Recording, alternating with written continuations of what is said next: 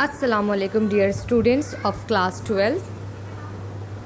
So let's continue our topic, that is chapter number 8, electrostatics. As in the previous few video lectures, we had seen some application of the Gauss's law and we had derived these formulas. So these are the three applications that we had already derived an expression for the same. Now, after all these three applications of the Gauss's law, let's move on to the next topic of this chapter, which is electric potential and potential energy. We have studied earlier that the potential energy of a system is the stored energy that depends upon the relative position of its constituents. Electrostatics potential energy is the work done against the electrostatics forces to achieve a certain configuration of charges in a given system. Since every system tries to attain the lowest potential energy, work is always required to be done to change the configuration. We know that like charges repel each other and unlike charges attract each other. A charge exerts a force on any other charge in its vicinity. Some work is always done to move a charge in the presence of another charge. Thus, potential energy arises from any collection of charges. Now, just consider a positive charge, capital Q, fixed at some point in space. For bringing any other positive charge close to it, work is necessary. This work done is equal to the change in the potential energy of their system. Thus, work done against a electrostatic force is equal to increase in the potential energy of the system. Okay, now what is work done basically? Work done basically is nothing but force into displacement. Now force, therefore we can say that vector of force dot vector of dr is nothing but the displacement, small displacement, is equivalent to the potential energy, that is nothing but du, where du is the increase in potential energy when the charge is displaced through dr and vector of f is the force exerted on the charge. Now we have to derive an expression for potential energy. So let's see. First, let us consider the electrostatic field due to a source charge plus q placed at the origin O. As you can see in the diagram, in the figure, let a small charge plus q0 be brought from point A to B at respective distance r1 and r2 from O, that is origin, against the repulsive forces on it. Fine. As you can see the distance of r1. What is r1? The distance of positive capital Q to the positive small q naught. And what is r2? r2 is the distance of point B to the origin. Fine. And you can observe the small distance, that is dr, small displacement. So this is the figure. Now what work done against the electrostatic force is nothing but Fe. In displacing the charge q naught through a small displacement, vector of dr appears as, now q naught through its small displacement is vector of dr appears as an increase in the potential energy of a system. Thus we can say du, that is the potential energy, is equal to vector of E Fe dot vector of dr. Now see, this work done is what? Against the electrostatic force. So we can say that that is actually minus of, we can take the magnitude of, so minus F dot dr. Now negative sign appears because the displacement dr is against the electrostatic force, that is vector of Fe. Fine. Now see, you can see the figure here. See the direction of Fe, that is the electrostatic force vector of Fe, and work done, that what we are going to do, we are going to bring the charge Q naught at different places. That means we are performing work done against the electrostatic force, that's why negative sign will be there. Fine. Now for the displacement of the charge from the initial position A to the final position B, the change in potential energy, it will be nothing but delta of U, can be obtained by integrating of du.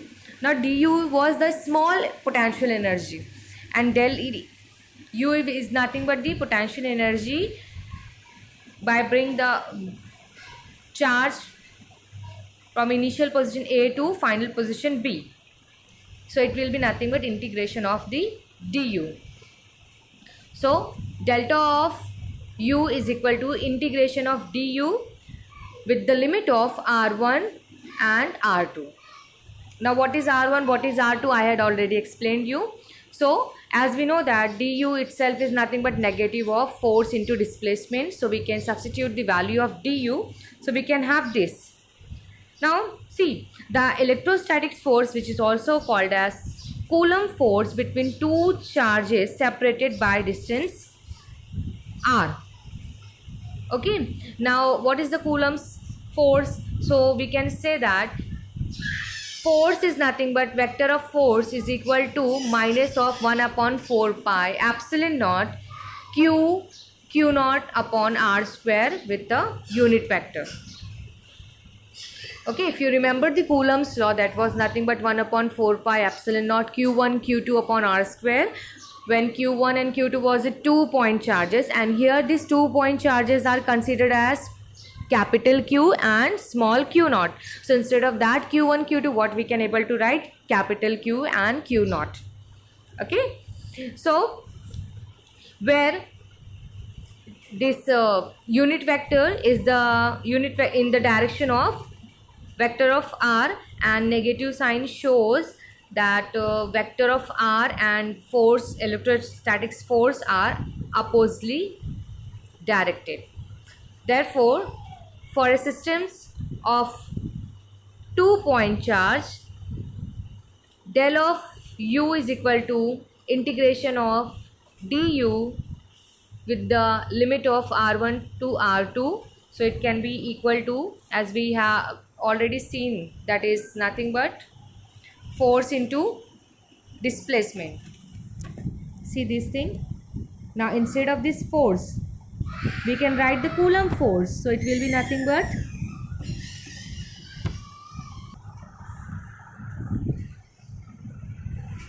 we can write 1 upon 4 pi epsilon naught q naught upon r square with the unit vector dot dr. So when we integrate this thing, so we can have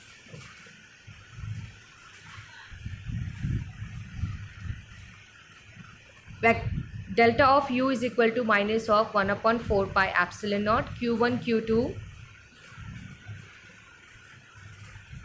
minus of 1 upon r.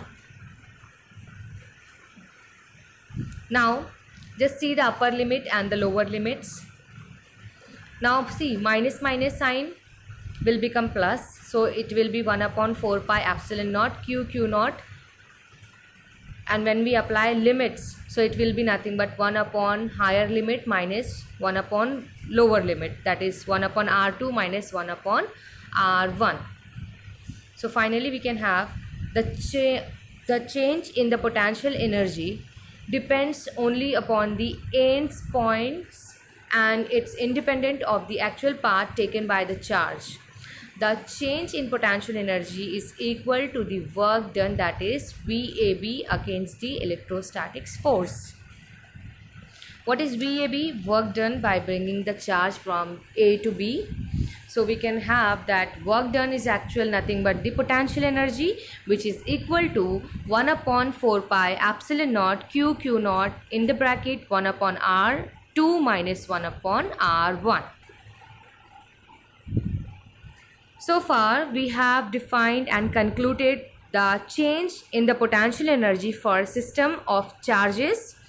It is convenient to choose infinity to be the point of zero potential energy, as the electrostatics force is zero when at r is equal to infinity. When the distance between these two charges will be infinity, so we can say that forces also will be infinity. Thus, the potential energy U of a system of 2 point charges q1 and q2 separated by r can be obtained from the above equation by using r1 is equal to infinity and r2 is equal to r. So it is given by U, that is the potential energy, is equal to 1 upon 4 pi epsilon naught q1 q2 upon r. So this is the final expression for the potential energy. If it is asked in the exam like derive an expression for potential energy, so you have to write till here. This is the formula, this is the derivation, this is the final expression for potential energy. That is potential energy is equal to 1 upon 4 pi epsilon naught q1 q2 upon r. And what is Coulomb's force? It is almost same, but see, Coulomb's force is nothing but F is equal to 1 upon 4 pi epsilon naught q1 q2 upon r square, and potential energy is 1 upon 4 pi epsilon naught q1 q2 upon r, only r. So the difference between force and energy is only r and r square. In force we are having r square in the denominator, and in potential energy we are having only r in the denominator. Rest of the term is same. Now let's move further. Let's have a units of potential energy. Now SI unit of, as it is energy, so SI unit will be joule, that is nothing but denoted by capital J. Now 1 joule is the energy stored in moving a charge of 1 coulomb through a potential difference of 1 volt. Another convenient unit of energy is electron volt, which is the change in the kinetic energy of an electron while crossing 2 points maintained at a potential difference of 1 volt. Now 1 electron volt is nothing but 1 electron volt is equal to, what is the charge of electron? It is nothing but 1.6 into 10 raised to minus 19 joule.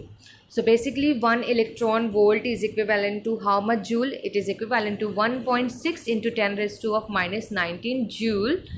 Other related units are 1 mega electron volt is nothing but, now mega stand for 10 raised to minus 6. So minus 19 plus minus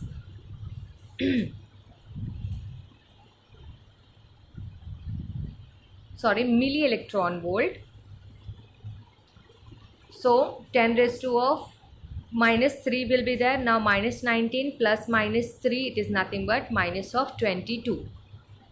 So 1 milli electron volt is equal to 1.6 into 10 raised to minus of 22 joule, and 1 kilo electron volt, now kilo stand for 10 raised to plus 3 power. So it will be 1.6 into 10 raised to now see, minus 19 plus 3, it will be nothing but minus of 16. So minus of 16 joule. Similarly, if we are having 1 mega electron volt, so it will be nothing but 10 raised, mega stand for 10 raised to plus 6. So minus 19 plus 6, whatever it will be there, so you have to write that. So these are the some other related units, so you have to keep remember these things. So this is all regarding the units of potential energy.